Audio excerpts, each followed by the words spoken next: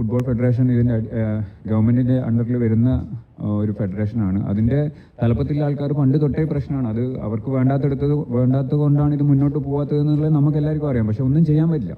ഒന്നും ചെയ്യാൻ പറ്റില്ല എന്ന് പറഞ്ഞാൽ ഏറ്റവും ആദ്യം സംസാരിക്കേണ്ടത് നിങ്ങളാണെന്ന് വിചാരിക്കുന്ന ആൾക്കാരാണ്. അതായത് മീഡിയ ആണ്. കാരണം മീഡിയ ആണ് നമ്മളെ നാലാം തൂണ് എന്ന് പറയുന്ന ആൾക്കാർ. അവർ സംസാരിക്കാത്തിടത്തോളം കാലം അത് ഒരിക്കലും ചർച്ച ചെയ്യൂല. ഇപ്പം നമ്മുടെ നാട്ടിൽ സ്പോർട്സ് അത്രയും വലിയൊരു കാര്യമാണെന്ന് നിങ്ങൾക്ക് ആർക്കെങ്കിലും തോന്നുന്നുണ്ടെങ്കിൽ അത് തെറ്റിദ്ധാരണ മാത്രമാണ്. കാരണം എന്താ വെച്ചാൽ നമ്മളെ നാട്ടിൽ കേരളത്തിൽ ഇലക്ഷൻ കഴിഞ്ഞതാണ്. എല്ലാ പാർട്ടികളെയും നമ്മളെ പ്രകടന പത്രികകൾ ഉണ്ടായിരുന്നു. ഇതിലേതെങ്കിലും ഒരു പാർട്ടി നമ്മളെ സ്പോർട്സിനെ പറ്റി സംസാരിച്ചിട്ടുണ്ടോ? ജനസംഖ്യ നമ്മൾ വാസ്റ്റ് പോപ്പുലേഷനാണ്. അറൗണ്ട് 1.5 ബില്യൺ നമുക്ക് ആൾക്കാരുണ്ട്.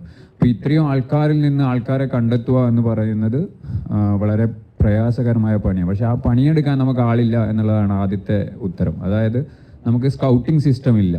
നമ്മളെ നാട്ടിൽ വന്നിട്ട് ഒരു പ്ലെയറിനെ കണ്ടുപിടിക്കുക എന്ന് പറയുന്നത് പാടാണ്.